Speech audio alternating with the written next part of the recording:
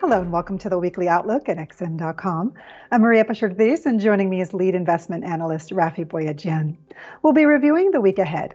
So Rafi, it will be a jam-packed week for central banks. Let's begin over in the States with the Fed. On Wednesday, we'll get the FOMC announcement, which will surely attract a lot of attention. Are we likely to get a taper decision in September, or do you think the Fed will try to push it out for later in the year? What will investors be looking out for?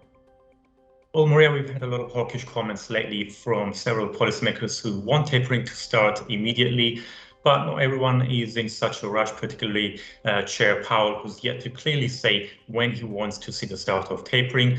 Some of the recent data supports this go slow approach. We had, of course, that soft jobs report for August, and also the August inflation numbers there was some evidence in the CPI data that maybe inflation is leveling off in the US. However, on the whole, the economy does appear to be maintaining sufficient momentum, and the latest retail sales data that we had does underscore this view. So it's mostly a question of when rather than if they will taper. However, it's probably not going to be in September, because Powell has always insisted that the Fed will communicate its tapering plans well in advance. So we're likely to get a strong signal on Wednesday that a taper decision is just around the corner. In other words, at the next meeting in November. However, the September meeting will still be interesting because we will get the updated economic projections, including the new dot plot chart. And there's a strong possibility that the Fed will signal an earlier rate hike than it did back in June. We're expecting the majority of policymakers will pencil in a rate hike for 2022 versus 2023 in the last dot plot chart. But markets are already anticipating a late 2022 rate hike.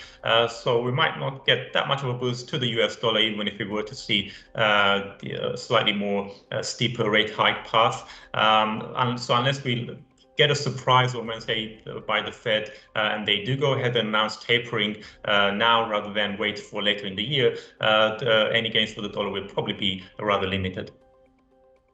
Okay, now we'll also get policy decisions from several central banks, including the Bank of Japan, the Bank of England, and the Swiss National Bank.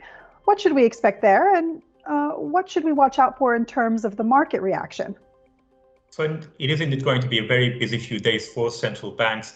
There's probably not a lot of action in terms of policy changes. Now, the Bank of Japan and Swiss National Bank are almost certain to keep their monetary policy settings unchanged. And with no prospect of policy changes by either anytime soon, it's unlikely that we will either get any tweaks in their language. So we're not anticipating much of a reaction in the yen nor the Swiss franc from those meetings.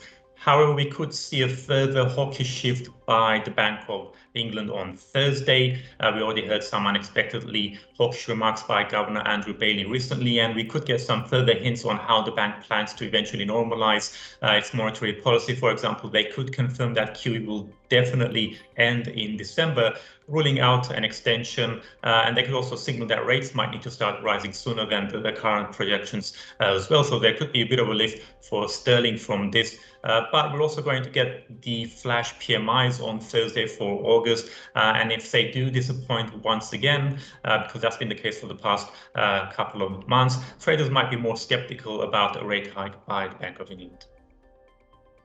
Okay, over in the euro area, the flash PMIs will come out on Thursday. What are we expecting there, and how might the data affect the euro?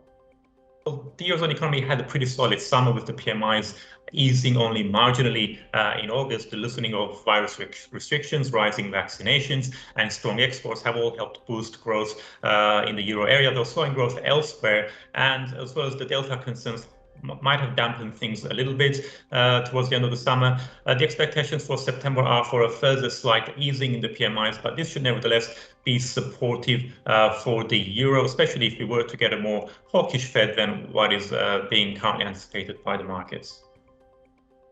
And finally, turning to Canada, on September 20th, Canadians will head to the polls.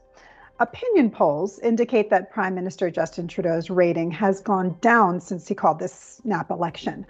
If he is defeated, what reaction are we likely to see in the loonie? So Trudeau did take a big gamble when he called the snap election, and it might not pay off as the public disapproved his decision of a snap election, despite being more or less pleased with his handling of the pandemic. Looking at the latest opinion polls, neither his Liberal Party or the opposition Conservative Party are likely to get a majority. So it could come down to who is able to form a coalition. If Trudeau is defeated, that could potentially spark a bit of a sell-off in the Canadian dollar, because it would mean less big spending by the next government, which would result in lower growth expectations. Rafi, thanks so much. And thanks for joining us for this weekly outlook at XM.com.